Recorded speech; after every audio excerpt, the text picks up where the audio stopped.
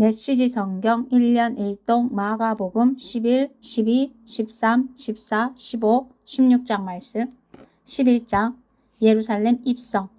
일행이 예루살렘 가까이 와서 올리브산 벳바게와 베다니에 이르렀을 때 예수께서 두 제자를 보내시며 지시하셨다. 맞은편 마을로 가거라. 들어가서 보면 아직 아무도 타보지 않은 나귀 새끼가 줄에 매여 있을 것이다. 줄을 풀어서 끌고 오너라. 왜 그러시오? 하고 누가 묻거든 주님께서 필요로 하십니다. 곧 돌려보내겠습니다. 하고 말하여라. 그들은 가서 길모퉁이 문간에 매여 있는 나귀를 보고는 묶어놓은 줄을 풀었다. 거기 서 있던 사람들 중 몇 사람이 말했다. 그 나귀 새끼의 줄은 왜 푸는 것이오? 제자들이 예수께서 지시하신 대로 대답하자 그들은 간섭하지 않았다. 제자들이 나귀 새끼를 예수께로 끌고 와서 그 위에 겉옷을 펴자 예수께서 올라타셨다. 사람들이 예수를 열렬히 환영했다. 길 위에 자기 겉옷을 펴는 사람도 있었고 들에서 베어온 풀을 까는 사람도 있었다. 그들은 앞에서 걷고 뒤에서 따르며 소리쳤다. 호산나 복되다. 하나님의 이름으로 오시는 이여. 복되다. 장차올 우리 조상 다윗의 나라여. 하늘 가장 높은 곳에서 호산나. 예수께서 예루살렘에 이르러 곧 성전에 들어가셨다. 예수께서는 성전을 둘러보시며 모든 것을 마음에 두셨다. 그러나 이미 시간이 늦어 12 제자와 함께 베다니로 돌아가셨다. 저주받은 무화과 나무. 이튿날 그들이 베다니를 났을 때에 예수께서 배가 고프셨다. 그분은 저만치 떨어진 곳이 있는 잎이 무성한 무화과 나무 한 그루를 보셨다. 예수께서 혹시 아침 끼니가 될 만한 것이 있을까 하여 다가가셨지만 무화과 잎사귀밖에 없었다. 아직 무화과 철이 아니었다. 예수께서 나무에게 말씀하셨다. 다시는 아무도 내게서 열매를 먹지 못할 것이다. 제자들도 그 말을 들었다. 그들이 예루살렘에 도착했다. 예수께서 즉시 성전에 들어가셔서 거기에 상점을 차려놓고 사고 파는 사람들을 모두 쫓아내셨다. 환전상들의 가판대와 비둘기 상인들의 진열대도 뒤엎으셨다. 예수께서는 아무도 바구니를 들고 성전 안을 지나다니지 못하게 하셨다. 그러고 나서 다음 말씀을 인용해 그들을 가르치셨다. 내 집은 만민을 위한 기도하는 집이라고 일컬어졌다. 그런데 너희는 그곳을 도둑의 소굴로 바꾸어 놓았다. 대제사장과 종교학자들이 이 말을 듣고서 그분을 제거할 방도를 모의했다. 그들은 온 무리가 그분의 가르침에 푹 빠져 있는 것을 보고 당황했다. 저녁 때에 예수와 제자들이 도성을 나섰다. 아침에 그들이 길을 가다 보니 무화과 나무가 마른 막대기처럼 말라붙어 있었다. 베드로가 그 전날 있었던 일이 생각나서 예수께 말했다. 랍비님 보십시오. 주님이 저주하신 무화과 나무가 말라 비틀어졌습니다. 예수께서 차분히 말씀하셨다. 하나님의 생명을 품어라. 정말로 품어라. 그러면 너희가 감당할 수 없을 만큼 힘든 일은 하나도 없을 것이다.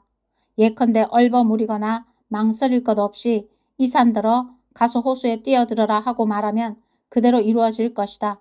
그래서 내가 너희들어 작은 일부터 큰 일까지 모든 일에 기도하라고 강권하는 것이다. 하나님의 생명을 품을 때에 너희는 거기에 모든 것을 포함시켜라. 그러면 너희는 하나님의 것을 다 받을 것이다. 그리고 기도할 때는 구하는 것이 전부가 아님을 기억하여라. 누구에게 서운한 것이 있거든 용서하여라. 그때에 하늘에 계신 너희 아버지께서도 너희 죄를 깨끗이 용서할 마음이 드실 것이다. 누구에게서 온 권한인가? 그 후에 그들이 다시 예루살렘에 들어가서 성전 안을 걷고 있는데 대제사장과 종교학자와 지도자들이 다가와서 따졌다. 당신의 신임장을 보여주시오. 누구의 권한으로 이렇게 말하고 행동하는 겁니까? 예수께서 대답하셨다. 먼저 한 가지 묻겠다. 내 물음에 답하면 나도 내 신임장을 보여주겠다. 요한의 세례에 관한 것인데 그것이 누구에게서 온 권한이냐? 하늘이냐? 사람이냐? 말해보아라. 그들은 자기들이 궁지에 몰린 것을 알아차리고는 뒤로 물러나와 모여서 수군거렸다. 하늘이라고 하면 왜 요한을 믿지 않았느냐고 물을 것이고 사람이라고 하면 온 백성이 요한을 예언자로 떠받드니 우리가 백성 앞에서 몹시 난처해진다. 그들은 이번은 예수께 양보하기로 했다. 우리는 모르오. 그들이 말했다. 예수께서 대답하셨다. 그렇다면 나도 너희 물음에 대답하지 않겠다. 12장 욕심 가득한 소작농들 이야기. 예수께서 그들에게 여러 이야기를 들려주기 시작하셨다. 어떤 사람이 포도원을 세웠다. 그는 포도원에 울타리를 치고 포도즙 짜는 틀을 파고 망대를 세운 다음에 소작농들에게 맡기고 먼 길을 떠났다.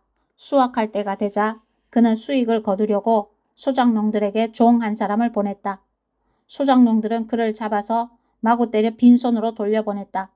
주인이 다른 종을 보내자 그들은 그를 골탕 먹이고 모욕을 주었다. 주인이 또 다른 종을 보내자 그들은 그를 죽여버렸다. 주인은 계속해서 많은 종들을 보냈으나 소작농들은 그들을 때리기도 하고 죽이기도 했다. 결국은 한 사람밖에 남지 않았다. 사랑하는 아들이었다. 포도원 주인은 최후 방책으로 아들을 보내며 저들이 내 아들만큼은 존중하겠지 하고 생각했다. 그러나 소작농들은 오히려 이것을 기회로 삼았다. 그들은 욕심이 가득하여 두 손을 비비며 말했다. 이 자는 상속자다. 그를 죽이고 우리가 재산을 다 차지하자. 그들은 그 아들을 잡아 죽여서 울타리 밖으로 내던졌다. 너희 생각에는 포도원 주인이 어떻게 할 것 같으냐? 맞다. 그가 와서 그들을 다 없애버릴 것이다. 그리고 포도원 관리는 다른 사람들에게 맡길 것이다. 너희가 성경을 직접 읽어보아라. 석공들이 내버린 돌이 이제 모퉁이 돌이 되었다. 이것은 하나님이 하신 일, 눈을 씻고 보아도 신기할 따름이다. 대제사장과 종교학자와 지도자들은 당장 예수를 잡고 싶었으나 여론이 두려워 참았다. 그들은 그 이야기가 자기들이 두고 한 것임을 알았다. 그들은 서둘러 그 자리를 떠났다. 황제의 것, 하나님의 것. 그들은 예수를 그들의 올무에 걸리게 하려고 바리새인과 헤롯의 당은 며칠 그분께 보냈다. 뭔가 책잡을 만한 발언을 하게 해서 그분을 잡을 심산이었다. 그들이 다가와서 말했다. 선생님, 우리가 알기로 당신은 진실하고 여론에 개의치 않으며 배우는 사람들의 비위를 맞추지 않고 하나님의 도를 정확히 가르칩니다. 그러니 우리한테 말해 주십시오. 황제에게 세금을 내는 것이 법에 맞습니까? 맞지 않습니까?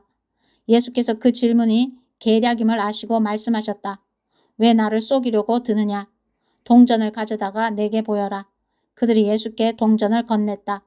여기 새겨진 얼굴이 누구 얼굴이냐? 그리고 이 위에 있는 것이 누구 이름이냐? 그들이 말했다. 황제입니다. 예수께서 말씀하셨다. 황제의 것은 황제에게 주고 하나님의 것은 하나님께 드려라. 그들은 말문이 막혀 입이 떡 벌어졌다. 부활에 관한 가르침. 부활의 가능성을 일절 부인하는 사두개파 사람 몇이 예수께 다가와서 물었다. 선생님, 모세는 기록하기를 남자가 자식 없이 아내를 두고 죽으면 그 동생이 형수와 결혼해서 자식을 낳아줄 의무가 있다고 했습니다. 한 번은 7형제가 있었습니다. 마지가 결혼했는데 자식 없이 죽었습니다. 둘째가 형수와 결혼했으나 역시 자식 없이 죽었습니다. 셋째도 그러했습니다. 7형제가 다 차례대로 그렇게 했으나 자식이 없었습니다. 마지막에는 여자도 죽었습니다. 7형제가 모두 그 여자의 남편이었습니다. 그들이 부활 때에 다시 살아나면 그 여자는 누구의 아내가 됩니까? 예수께서 말씀하셨다. 너희는 크게 잘못 생각하고 있다. 첫째로 너희는 성경을 모른다. 둘째로 너희는 하나님께서 일하시는 방식을 모른다. 죽은 사람이 살아난 뒤에는 결혼할 일이 없다. 그때 사람들은 천사들처럼 되어서 하나님과 최고의 기쁨과 친밀감을 나눌 것이다. 그리고 죽은 사람이 다시 살아나는지에 대해서인데 너희는 성경도 읽지 않느냐? 하나님께서는 떨기나무에서 모세에게 나는 아브라함의 하나님, 이삭의 하나님, 야곱의 하나님이다 라고 말씀하셨다. 이었다 라고 말씀하지 않으셨다. 살아계신 하나님은 죽은 자의 하나님이 아니라 산 자의 하나님이시다. 너희가 몰라도 한참 모르고 있다. 가장 중요한 계명. 종교학자 한 사람이 다가왔다. 그는 질문과 대답이 열띠게 오가는 것을 듣고 또 예수께서 예리하게 답하시는 것을 보고 이렇게 질문했다. 모든 계명 가운데서 가장 중요한 계명이 무엇입니까? 예수께서 말씀하셨다. 가장 중요한 계명은 이것이다. 이스라엘아 들어라. 주 너의 하나님은 한 분이시니 내 열정과 강구와 지성과 힘을 다해 주 너의 하나님을 사랑하라. 둘째는 이것이다. 내 자신을 사랑하는 것 같이 다른 사람을 사랑하라. 이것에 견줄 만한 다른 계명은 없다. 종교학자가 말했다. 선생님, 훌륭한 답입니다. 하나님은 한 분이시고 다른 이가 없다는 말씀은 아주 명쾌하고 정확합니다. 그리고 열정과 지성과 힘을 다해 그분을 사랑하는 것과 자기 자신을 사랑하는 것 같이 다른 사람을 사랑하는 것은 모든 재물과 희생을 다 합한 것보다도 낫습니다. 예수께서 그의 남다른 통찰력을 보고 말씀하셨다. 내가 하나님 나라 문턱에까지 와 있다. 그 후로는 아무도 그분께 묻는 사람이 없었다. 예수께서 성전에서 가르치시던 중에 물으셨다. 어째서 종교학자들은 메시아가 다윗의 자손이라고 하느냐? 우리가 다 아는 것처럼 다윗은 성령의 감동을 받아 이렇게 말했다.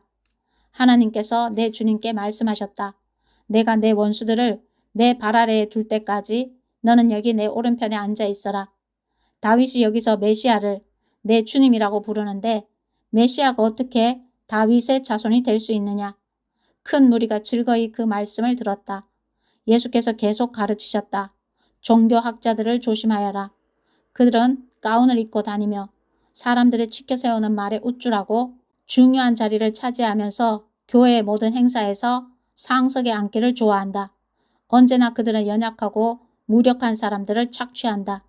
그들의 기도가 길어질수록 그들의 상태는 더 나빠진다. 마지막에 그들은 그 값을 치르게 될 것이다. 예수께서 헌금함 맞은편에 앉으셔서 사람들이 헌금함에 돈 넣는 것을 보고 계셨다. 많은 부자들이 큰 돈을 바치고 있었다. 그때 한 가난한 과부가 다가와서 작은 동전 2개를 넣었다. 겨우 동전 2개였다. 예수께서 제자들을 불러놓고 말씀하셨다. 과연 이 가난한 과부가 헌금함에 넣은 것이 다른 사람들이 넣은 것을 다 합한 것보다 크다. 다른 사람들은 아깝지 않을 만큼 헌금했지만 이 여자는 자기 형편보다 넘치도록 드렸다. 자신의 전부를 드린 것이다. 13장 사이비 종말론자들. 예수께서 성전을 떠나시는데 제자 가운데 한 사람이 말했다. 선생님, 저 석조물과 건물들을 보십시오. 예수께서 말씀하셨다. 내가 이 웅장한 건축물에 감동하느냐? 저 건물의 돌 하나하나가 결국 잔해 더미가 되고 말 것이다. 이후에 예수께서 성전이 한눈에 내려다 보이는 올리브산에 앉으셨을 때 베드로와 야고보와 요한과 안드레가 그분께 따로 다가와 물었다. 말씀해 주십시오. 그런 일이 언제 일어나겠습니까? 때가 막바지에 이를 때에 우리에게 어떤 징조가 있겠습니까? 예수께서 입을 여셨다. 사이비 종말론자들을 조심하여라. 많은 지도자들이 정체를 숨기고 나타나서 내가 그다 라고 주장할 것이다. 그들이 많은 사람들을 현혹할 것이다. 전쟁 소식을 듣거나 전쟁이 일어나리라는 소문을 듣거든 당황하지 말고 침착하여라. 그것은 역사에 늘 반복되는 일일 뿐 아직 종말의 징조는 아니다. 나라와 나라가 싸우고 통치자와 통치자가 싸우는 일이 계속될 것이다. 곳곳마다 지진이 있을 것이다. 기근도 있을 것이다. 그러나 이것은 앞으로 닥칠 일에 비하면 아무것도 아니다. 또 조심하여라. 사람들이 너희를 법정으로 끌고 갈 것이다. 세상이 살벌해져서 내 이름을 전한다는 이유로 모두가 너희를 물고 뜯을 것이다. 너희는 진리의 파수병으로 그 자리에 있는 것이다.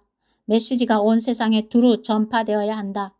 그들이 너희를 배반하여 법정으로 데려가거든 너희는 무슨 말을 할지 염려하지 마라.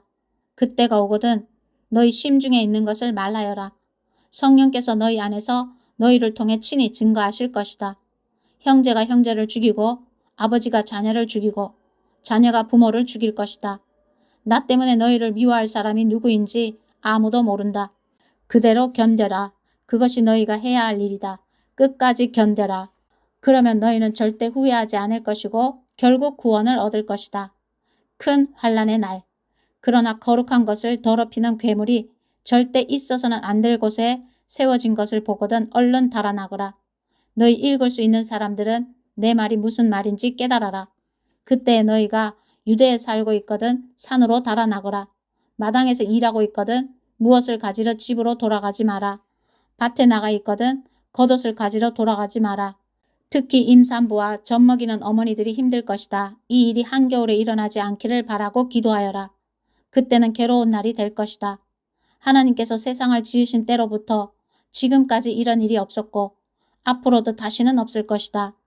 하나님께서 이 환란의 날들을 갈 때까지 가게 두신다면 아무도 견딜 수 없을 것이다.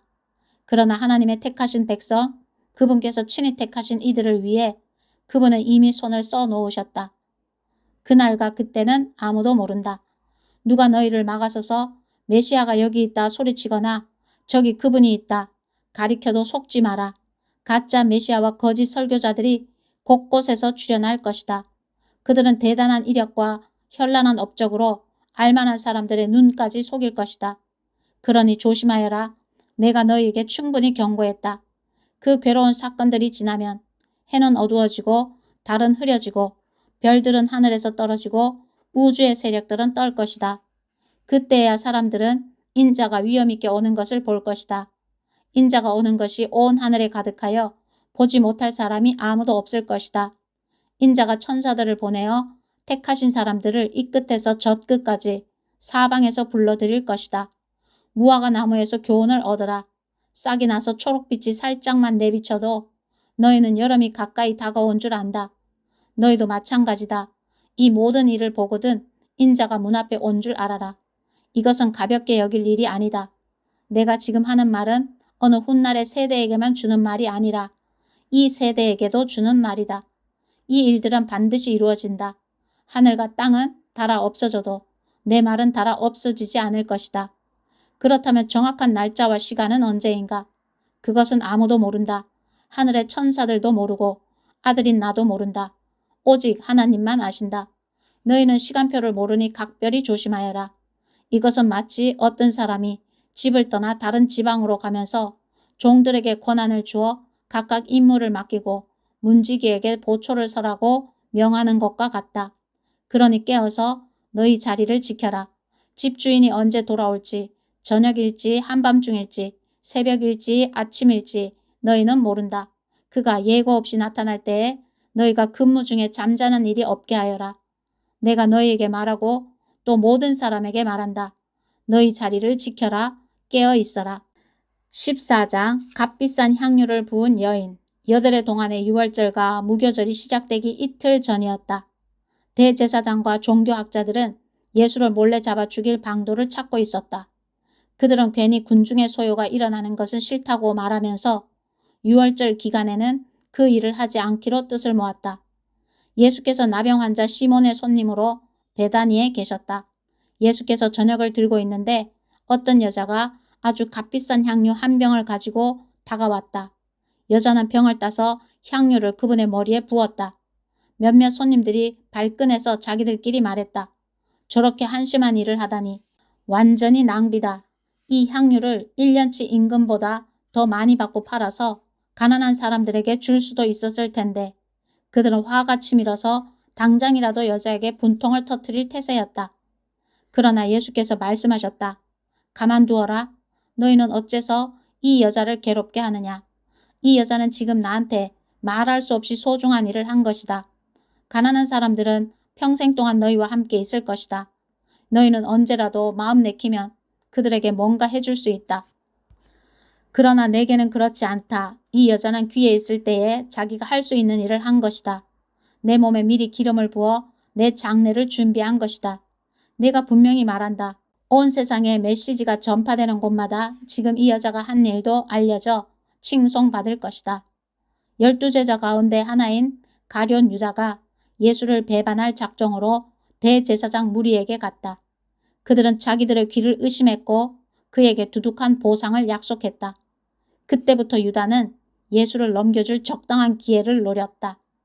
인자를 배반할 자.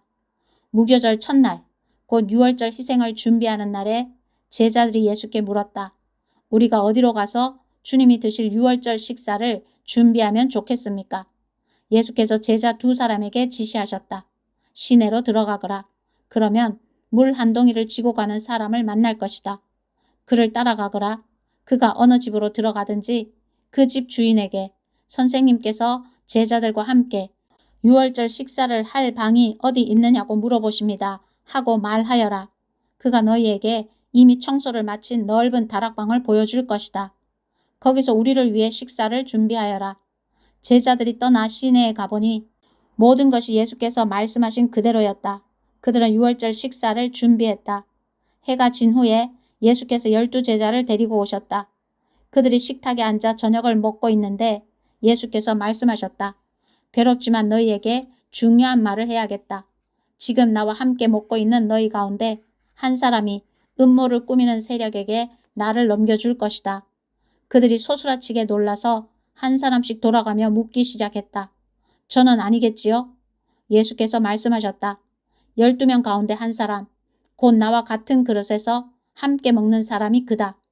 인자가 배반당하는 것이 성경에 기록되어 있으니 이것이 전혀 뜻밖의 일은 아니다. 그러나 인자를 배반하여 넘겨줄 그 사람은 이 일을 하느니 차라리 태어나지 않았으면 좋았을 것이다. 이것은 내 몸과 내 피다. 식사 중에 예수께서 빵을 들어 축복하시고 떼어서 그들에게 주시며 말씀하셨다. 받아라. 이것은 내 몸이다.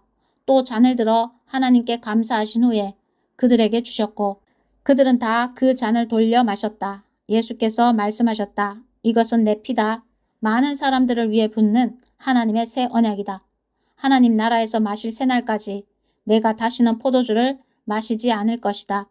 그들은 찬송을 부르고 곧장 올리브 산으로 갔다. 예수께서 제자들에게 말씀하셨다. 너희 모두 세상이 무너지는 듯한 심정이 들 텐데 그것이 나 때문이라고 생각할 것이다. 성경은 이렇게 말한다. 내가 목자를 치리니 양들이 허둥지둥 될 것이다. 그러나 내가 다시 살아난 뒤에는 너희보다 앞장서 갈릴리로 갈 것이다. 베드로가 불쑥 말했다. 모든 것이 무너지고 모두가 주님을 부끄러워하더라도 저는 그러지 않겠습니다. 예수께서 말씀하셨다. 너무 자신하지 마라. 오늘 바로 이 밤 수탉이 2번 울기 전에 내가 나를 3번 부인할 것이다. 베드로가 거세게 반발했다. 주님과 함께 죽는 한이 있더라도 절대로 주님을 부인하지 않겠습니다. 다른 제자들도 모두 똑같이 말했다. 겟세마네에서 기도하시다. 그들이 겟세마네라는 곳에 이르렀다. 예수께서 제자들에게 말씀하셨다. 내가 기도하는 동안에 너희는 여기 앉아 있어라. 예수께서 베드로와 야고보와 요한을 데리고 가셨다. 예수께서 두려움과 깊은 근심에 빠지셨다. 예수께서 그들에게 말씀하셨다. 지금 나는 괴로워 죽을 것 같다. 여기서 나와 함께 깨어 있어라. 예수께서 조금 더 나아가 땅에 엎드리셔서 피할 길을 위해 기도하셨다. 아빠, 아버지께서는 나를 여기서 벗어나게 하실 수 있습니다. 이 잔을 내게서 거두어 주십시오. 그러나 내가 원하는 대로 하지 마시고 아버지께서 원하시는 대로 행하십시오. 아버지께서 원하시는 것이 무엇입니까? 예수께서 돌아와 보니 제자들이 고온히 잠들어 있었다. 예수께서 베드로에게 말씀하셨다. 시몬아, 내가 자다니 어찌 내게 이를 수 있느냐? 단 1시간도 나와 함께 견딜 수 없더냐? 깨어 있어라. 자신도 모르게 위험지대에 들어서는 일이 없도록 기도하여라. 세상을 몰라서는 안 된다. 너는 하나님 안에서 무엇이든 열심히 할 각오가 되어 있다만 한편으로는 난로가에 잠든 늙은 개처럼 나른하구나. 예수께서 다시 가서 똑같은 기도를 드리셨다. 예수께서 돌아와 보니 이번에도 제자들이 곤히 잠들어 있었다. 도저히 눈이 떠지지 않았던 것이다. 그들은 무슨 말로 변명해야 할지 몰랐다. 예수께서 3번째로 돌아와 말씀하셨다. 밤새도록 자려느냐? 아니다. 잠은 충분히 잤다. 때가 되었다. 인자가 죄인들의 손에 팔린다. 일어나거라. 가자. 나를 배반할 자가 왔다. 무리에게 잡히시다. 예수의 입에서 그 말이 떨어지자마자 12제자 가운데 하나인 유다가 나타났다. 그 곁에는 대제사장과 종교학자와 지도자들이 보낸 폭력배가 칼과 몽둥이를 들고 함께 있었다. 배반자는 그들과 암호를 짜두었다.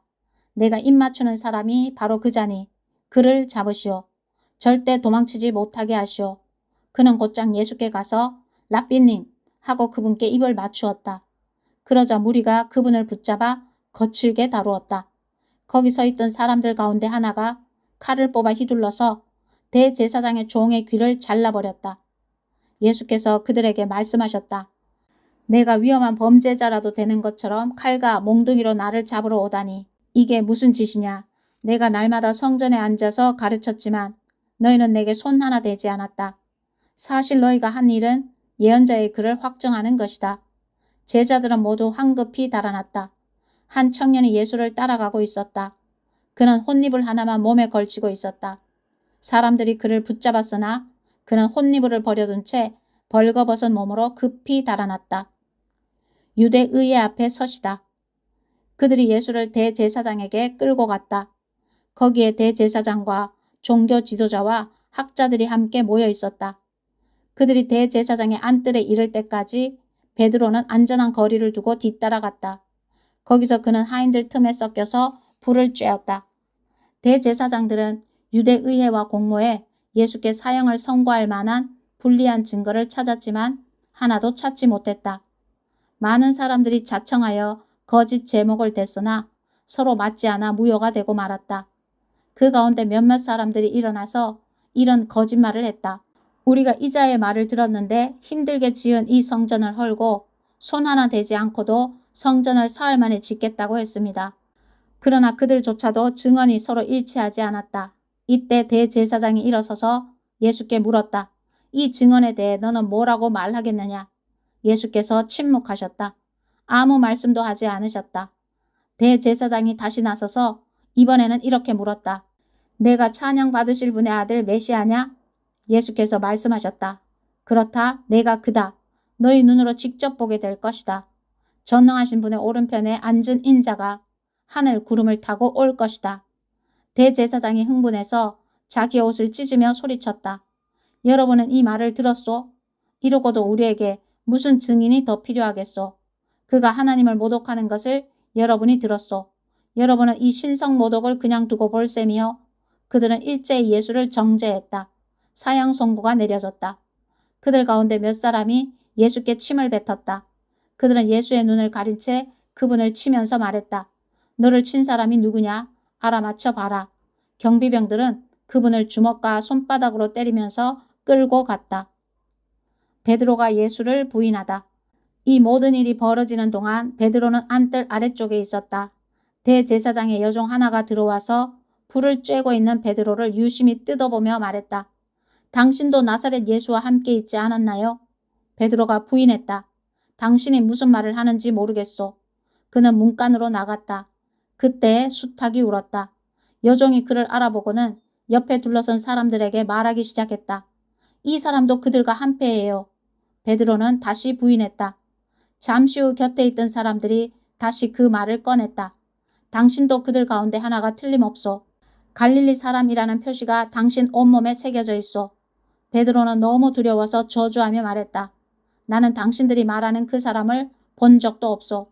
바로 그때 두 번째로 수탉이 울었다. 베드로는 수탉이 두 번 울기 전에 내가 나를 3번 부인할 것이다 라고 하신 예수의 말씀이 생각났다. 그는 그대로 주저앉아 울었다. 15장 빌라도에게 사형 선고를 받으시다. 동틀 무렵 대제사장들이 종교 지도자와 학자들과 더불어 유대의회 전체와 모임을 가졌다. 그들은 예수를 단단히 결박한 뒤 데리고 나가서 빌라도에게 넘겼다. 빌라도가 예수께 물었다. 내가 유대인의 왕이냐? 예수께서 대답하셨다. 내가 그렇게 말하면 그렇다. 대제사장들은 줄줄이 고발을 늘어놓았다. 빌라도가 다시 물었다. 아무 대답도 하지 않겠느냐? 고발의 목록이 제법 길다. 그분은 아무 말이 없으셨다. 그것은 빌라도에게 아주 깊은 인상을 남겼다. 명절이 되면 백성이 요구하는 제수 하나를 풀어주는 관례가 있었다.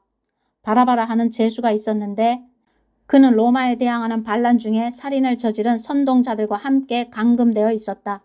무리가 다가와서 죄수를 풀어달라는 탄원을 올리려고 할 즈음에 빌라도는 이미 그들이 할 말을 예상하고 있었다. 여러분은 내가 유대인의 왕을 풀어주기를 원하오? 빌라도는 대제사장들이 예수를 자기에게 넘긴 것이 순전히 악의에서 비롯된 일임을 알고 있었다. 대제사장들은 바라바를 풀어달라고 하도록 이미 무리를 선동해 두었다. 빌라도가 대받았다. 당신들이 유대인의 왕이라고 하는 이 사람을 내가 어찌하면 되겠소? 그들이 소리를 질렀다. 십자가에 못 박으시오. 빌라도가 따졌다. 그러나 무슨 제목 때문이요? 그들은 더 크게 소리 질렀다. 십자가에 못 박으시오. 빌라도는 무리의 뜻을 들어주었다. 바라바를 석방하고 예수는 채찍질하여 십자가에 못 박도록 넘겨주었다. 병사들이 예수를 브라이도리온이라 하는 관저로 데리고 들어가서 부대 전체를 불러 모았다. 그들은 예수께 자주색 옷을 입히고 가시나무로 엮은 왕관을 그분 머리에 씌웠다. 그리고 예수를 조롱하기 시작했다. 유대인의 왕 만세. 그들은 몽둥이로 그분의 머리를 때리고 침을 뱉고 무릎을 꿇고서 그분께 경배하는 신용을 했다. 실컷 즐기고 난 그들은 예수의 자주색 망토를 벗기고 다시 그분의 옷을 입혔다. 그런 다음 예수를 십자가에 못 박으려고 끌고 나갔다. 십자가에 못 박히시다. 알렉산더와 루포의 아버지인 구레네 사람 시몬이 마침 일을 마치고 그 길을 지나고 있었다. 병사들이 그에게 예수의 십자가를 지게 했다. 병사들은 예수를 해골 언덕이라는 뜻의 골고다로 데려갔다.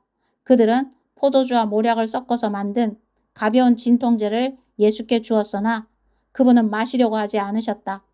곧 그들이 예수를 십자가에 못 박았다.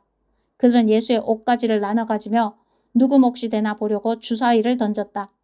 병사들은 오전 9시에 예수를 십자가에 못 박았다.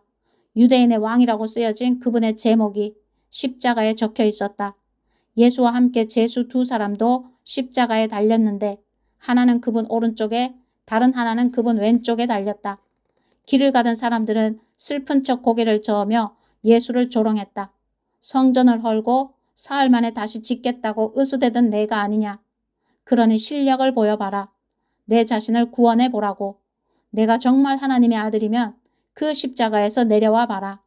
바로 그 자리에서 대제사장들도 종교학자와 나머지 사람들과 어울려 신나게 그분을 비웃었다. 그가 다른 사람은 구원하더니 자기는 구원하지 못하는군. 메시아라고? 이스라엘의 왕이라고? 그럼 그 십자가에서 내려와 보시지. 그러면 우리가 다 믿을 텐데. 예수와 함께 십자가에 못 박힌 사람들까지도 조롱에 가세했다. 정오에 하늘이 칠흑같이 어두워졌다. 어둠은 이후 3시간 동안 계속되었다. 3시에 예수께서 깊은 데서부터 신음하며 큰 소리로 부르짖으셨다. 엘로이 엘로이 라마 사박다니.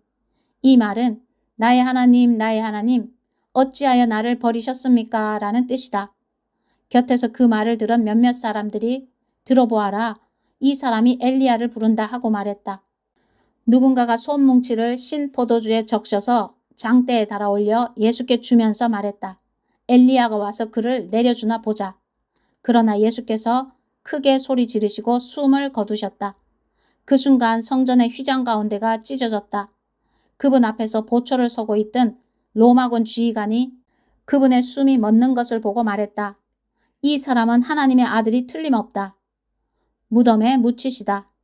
여자들이 멀리서 지켜보고 있었는데 그 중에 막달라 마리아, 작은 야고보와 요새의 어머니 마리아, 그리고 살로메도 있었다. 이 여자들은 예수께서 갈릴리에 계실 때 그분을 따르며 섬겼고 그분과 함께 예루살렘까지 올라온 사람들이다. 그날은 예비일, 곧 안식일 전날인데 오후 늦게 유대의회의 명망 높은 의원인 아리마대 사람 요셉이 왔다. 그는 하나님 나라를 바라보면서 그 나라를 손꼽아 기다리며 사는 사람이었다.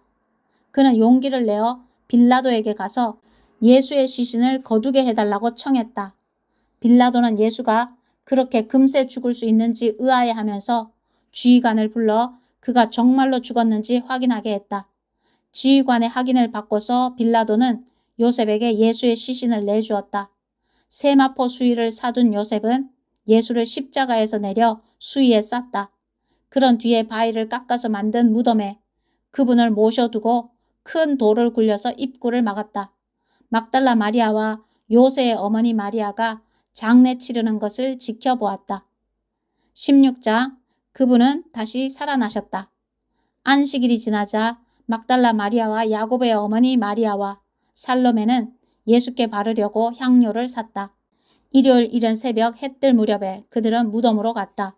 그들은 누가 우리를 위해 무덤에서 돌을 굴려줄까 하고 서로 걱정하며 말했다. 그들이 문득 고개를 드니 아주 큰 돌이었다. 이미 굴려져 있었다. 그들은 곧바로 안으로 들어갔다. 한 청년이 흰 옷차림으로 오른쪽에 앉아있는 것이 보였다. 그들은 몹시 당황하여 놀랐다. 그가 말했다. 두려워 마라. 너희가 나사렛 예수 십자가에 못 박히신 그분을 찾는 줄을 안다. 그분은 다시 살아나셨다. 그분은 더 이상 여기 계시지 않는다. 너희 눈으로 보는 것처럼 이곳은 비어있다. 자, 어서 가거라. 그분께서 너희보다 먼저 갈릴리로 가신다고 제자들과 베드로에게 말하여라. 그분이 전에 말씀하신 대로 너희는 거기서 그분을 뵐 것이다. 그들은 얼른 밖으로 나왔다. 현기증이 날 정도로 정신이 없었고 너무 놀라서 아무한테도 말하지 못했다. 예수께서 죽은 자들 가운데서 살아나신 뒤 일요일 이른 아침에 막달라 마리아에게 나타나셨다. 마리아는 예수께서 전에 7 귀신에게서 구해준 사람이다. 마리아는 예수와 함께하던 사람들이 슬퍼하며 울고 있는 곳으로 가서 말했다. 그들은 살아계신 그분을 분명히 뵈었다는 마리아의 말을 듣고도 믿지 않았다. 나중에 그들 가운데 2 사람이 시골길을 걸어가고 있는데 예수께서 다른 모습으로 그들에게 나타나셨다. 그들이 돌아가서 나머지 사람들에게 말했으나 역시 믿지 않았다. 그 후에 11 제자가 저녁을 먹고 있는데 예수께서 나타나셔서 그분이 살아나신 것을 본 사람들의 말을 믿지 않은 제자들의 불신앙을 아주 엄하게 꾸짖으셨다. 그리고 말씀하셨다. 세상 속으로 들어가거라. 어디든지 가서 하나님의 복된 소식인 메시지를 모두에게 알려라. 누구든지 믿고 세례를 받으면 구원을 받고 누구든지 믿지 않으면 정죄를 받을 것이다. 믿는 사람들에게 따를 표적 몇 가지는 이렇다. 그들은 내 이름으로 귀신을 쫓아내고 새로운 방언으로 말하고 손으로 뱀을 잡고 독을 마셔도 상하지 않으며 병자에게 손을 얹어 낫게 할 것이다. 간략하게 말씀하신 뒤에 주 예수께서 하늘로 들려 올라가셔서 하나님 옆 영광의 자리에 앉으셨다. 제자들은 어디든지 가서 메시지를 전했다. 주님이 친히 그들과 함께 일하시며 명백한 증거로 메시지를 확정해 주셨다. 아멘.